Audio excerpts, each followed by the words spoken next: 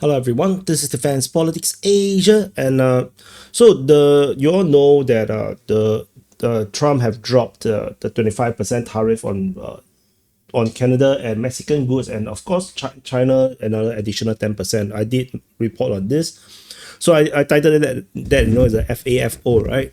So the FAFO now have a reprieve, but it is the if you look at Twitter or a newspaper or whatnot, you may if you look at the simple headlines, you may be you may misunderstand what is actually happening, because I also thought that the Trump rolled back the entire 25% tariff.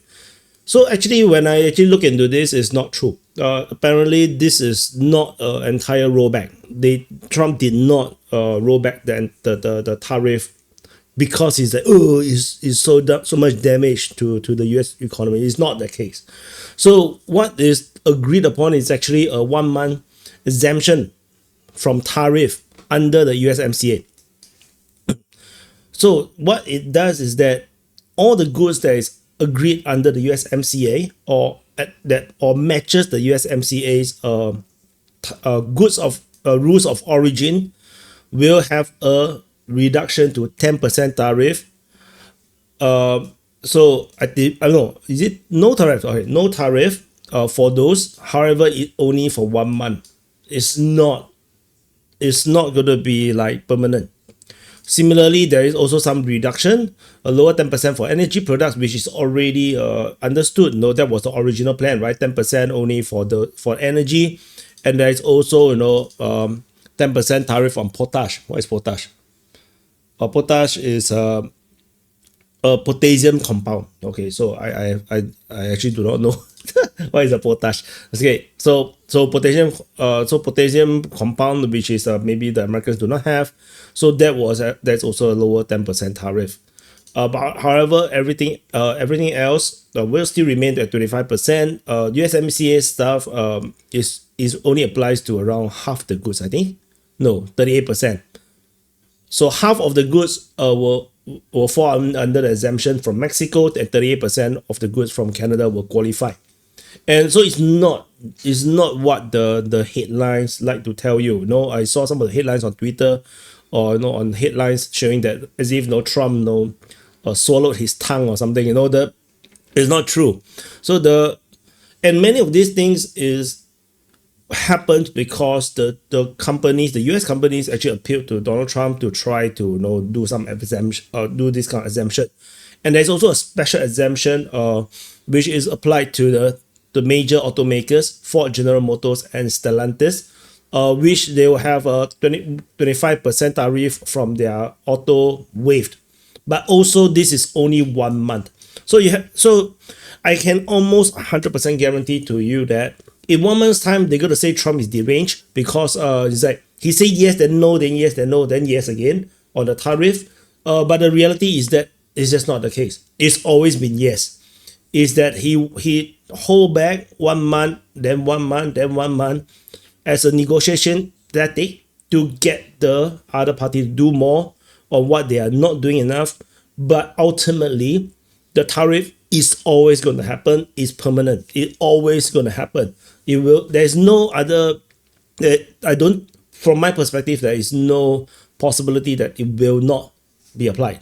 The 25% is almost 100% going to be applied until Mexico and Canada is able to balance the trade with United States, which is almost impossible. I would say it's almost impossible to balance the trade. So so that's going to be the case. Almost impossible doesn't mean it's impossible. I mean, it's still doable, but it's just going to be very difficult. So because they are just neighbors, right? So that's what it is. So Mexico and Canada will have to buy more American. But the thing is, there's nothing to buy from America now. That's a big problem. That's a serious problem, because there's no manufacturing in United States. So with all these reforms by Donald Trump, there will be building up of the manufacturing in United States. Eventually, there will be a more balanced trade. That is almost for sure, because what happened in the past, I believe, is that there is also this massive unbalance, which eventually led to the development of the US dollar that we know today. So US manufacturing can be is have the potential to be super powerful, and it can reach a point where it's basically not worse than China or probably even stronger than China. So we will see that return with all this tariffing and everything. Definitely, I think it's going to come back. So the trade balance is going to come back eventually, but it's going to be poorer for Mexico and Canada for sure. It's not going to be as good times as it is for them for the past 10, 20 years or 30 years. So this is important to note. So the good times are over. Unfortunately, unless Mexico and Canada is able to find new trading partners that they can export to, which is going to be quite challenging because the reality is every single country have tariffs or import tax or duties or stamp duties. Every country have it. Only United States do not have it until now. So yeah, so that's the reality. So all these things is going to be just temporary. 1 month reprieve. So this, just like the previous one, is only a 1 month reprieve. As I said in the previous video when I reported on the reprieving of the tariff, I would also say that the tariff is 100% going to hit. Again, I'm going to say this again, it's 100% going to hit. It's not running away from it. So they did meet the high level delegates did meet, but you can see that even for the Mexico president, saying all these good words to make Trump look good. As I say, Trump mentioned, Mexico will not be required to pay the tariff on those products within the USMCA. So he thanked Donald Trump and have excellent respectful call and agreed that the work in collaboration yielded unprecedented results within the framework of the respect of sovereignties, and which is kind of funny. I'm not sure what is the unprecedented results, but like I said, it's going to be a 1 month reprieve. So all these nice words, like I said, is just going to make Trump look worse in 1 month's time. Because the media is definitely going to play it against Trump to make him look like he's totally like crazy, like deranged. But I want to tell you first, this is not the case. He just giving face to the Mexican president and the Canadian prime minister, and basically, and also to the business leaders in the United States, giving them face and giving them some reprieve so that they can reorganize their logistics and everything, and to be more prepared for it. Because the previous one, people think that it's a joke, maybe immediately he announced that, immediately he said, oh, we're going to postpone for 1 month, and everybody thinks that he's going to be able to postpone forever. So when this hit, everybody got shocked. The market crashed, but then now they have another reprieve. But this is not a full reprieve anymore. Like the previous one was entirely, the tariff is totally not applied. Now it's still applied, but only USMCA stuff is not applied. So but the thing is, it's going to escalate. That's just the art of the deal. So I just want to say this upfront. I just feel like people are just going to get duped so easily, and I just thought that I need to say this out. But this on DPA news, so at least a few thousand of you guys would know. As I would love that more people would have known that, but but that's my reach, So help me share so that I can reach more people. So that's all. And the US automaker firms, I did see on the presser where Trump actually explained this. Similarly, this you see, they all welcome the amend tariff applied to the products, and especially for the reprieve for the 25% on the car makers, but it's only 1 month. I still have to say it's only 1 month delay for the tariff, and Donald Trump in the presser did say that this is still going to be applied. It's not going to be run away. So they're definitely going to arrange, according to Trump. They say that the automakers are already hiring people. In January, February. They're already starting to hire people in anticipation of all these changes. So even though they haven't even moved the manufacturing back, they already started hiring. So that's all positive news for the Americans. Not so good, of course, for the Mexicans and the Canadians. And so So this is another article. By the Korean Herald. Basically, let's see if there's anything new. So just to confirm, all this information is similar as per previous. No, so this the same. So this is the one. So there is some statements that I can highlight. So they talk, not important. So people are going to lose their jobs, according to Doe Ford. Say that if the U.S. tariff on Canada vehicle export remain in place, production at Canadian auto plants would start to shut down in about 10 days. And I can tell you 100% Mr. Doe or Mr. Ford is 100% going to happen. So and also the say that the provinces are starting to take actions to bolster trade within Canada and the countries abroad to reduce their dependency on the single market. So as they said, which is corroborating what Trump said, Canada is depending on United States almost entirely. And basically that's what Donald Trump mean by, they are basically subsidizing Canada to be a country. So this is why, Trump is very keen on annexing Canada into the United States. Although I feel like Canada cannot be one country, they need to be split into separate states.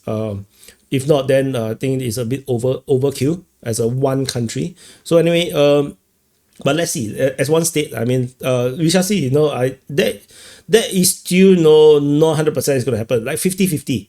Although the chance of that happening is still is still there. It's not a zero, unfortunately. What else? So everybody said they're going to retaliate, and then everybody then started to praise Trump after talking to him. It's very funny. And of course, Trump keep talking about the fentanyl that is coming across Canada and Mexico. And that includes Canada. And Canada say that the flow has already reduced. However, so you see, Trudeau say that the fentanyl seizure from Canada has dropped at 97% in that 1 month to the 0.03 pounds seized by the US Customs and Border Protection. But what Trump say is that is not enough. Where is it? Where's the Trump say? Where's the Trump statement? I remember seeing it somewhere. So yeah. So this is the part. So Trump told Trudeau that many people have died from fentanyl coming from Canada and Mexico, and nothing has convinced him that it has stopped.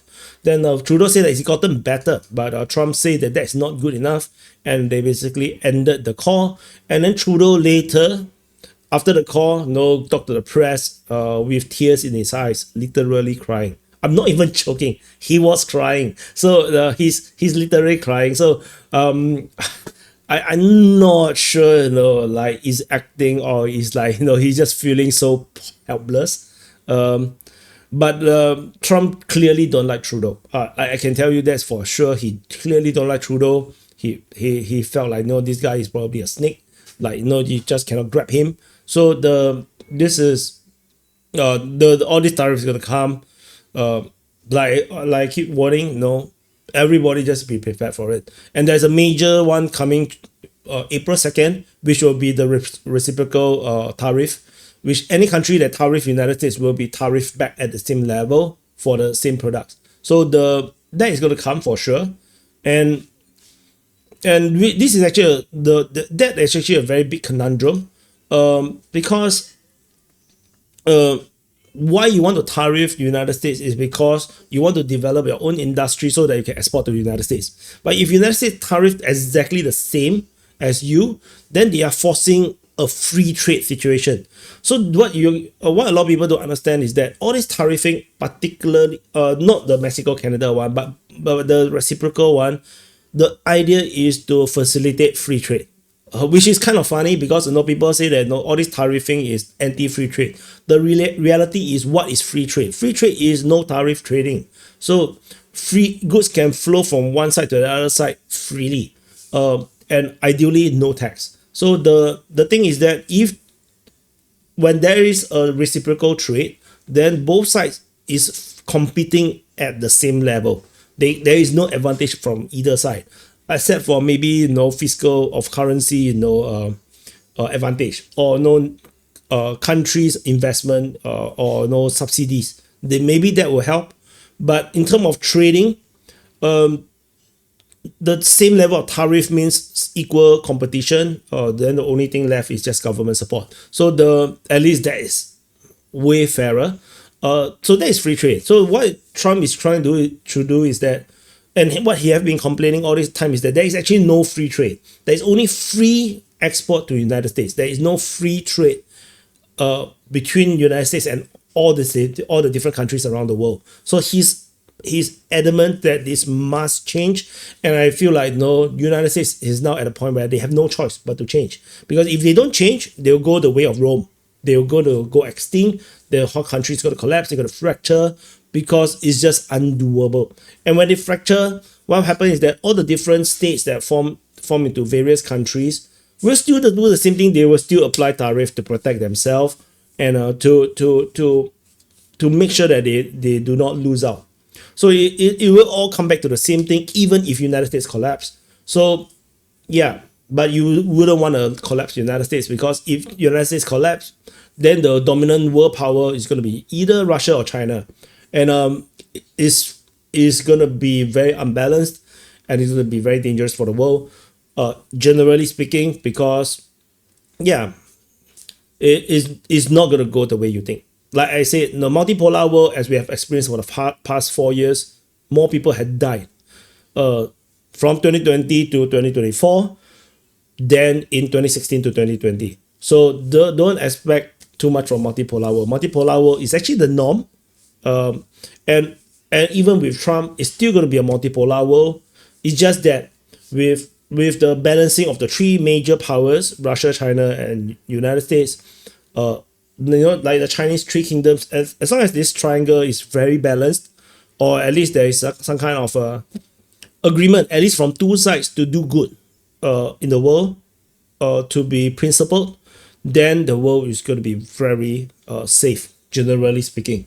So like in the Cold War, USSR and United States, with this dual balancing, what you get is that very minimal wars. There is still wars, but it's not as bad as it could be. That's what I think. There are some wars that is unrelated to the superpowers, like Iraq, Iran. There's of course the superpower proxy wars like Afghanistan and Vietnam, and of course Korea. But Korea is a very new thing, because that was just early days of World War II, that which what started the whole Cold War, I guess. So, but generally the wars around the world is not that bad. No, not that bad as it could be. But of course, no, there's of course Israel, Egypt, Syria, and Jordan and whatnot. There is, but if we really go into the multipolar world with no good actors around the world, like United States is not acting on good faith, Russia is defending themselves, China is plotting stuff in the background, then a lot of wars is going to happen, and no one is going to stop them. And as you can see in Syria, without clear leadership in Syria, is returning to the civil war status. Let's hope that Trump will really do good, and Putin will really play along, and hopefully that we'll have better peace in the world. So this news by the Straits Times, which is Singapore's national media, which is repeating whose article. This probably from Reuters. Yeah, it's from Reuters. They just copy and paste from Reuters. So this is basically Reuters, not the Straits Times. So he think that the 30-day delay will be a fair thing to do, to give them a little bit of break for this short time. So he want to help the American car makers. Basically all the things that we have covered. Peter Navarro is back at the trade advisor. Yeah, I like Navarro. So Navarro is a big anti-China guy. But he is a very, very smart guy. I like him. So, and I actually bought his book, which I haven't read. I'm not even sure where I put the book now. So let's see, what else do we have? The terms will go up by time as time goes by. They may go up. I don't know if it's predictability. I can tell you it's 100% it's going to go up. So yeah, that is 100% is going to go up. They're going to put pressure on Mexico and Canada for sure, until Mexico and Canada actually, become a proper subordinate state to the United States. The United States is not going to allow Canada and Mexico to be very powerful. That's generally speaking, geopolitically speaking, that's what's going to be. So that's what it is. Anyway, that's all. That's all for this. Thank you for watching. Hopefully, you guys are prepared for it. And yeah, so do share, like and subscribe. That's for sure. Subscribe. This is a new channel. This is a very small channel, so do support it. And I'll see you guys in the next update.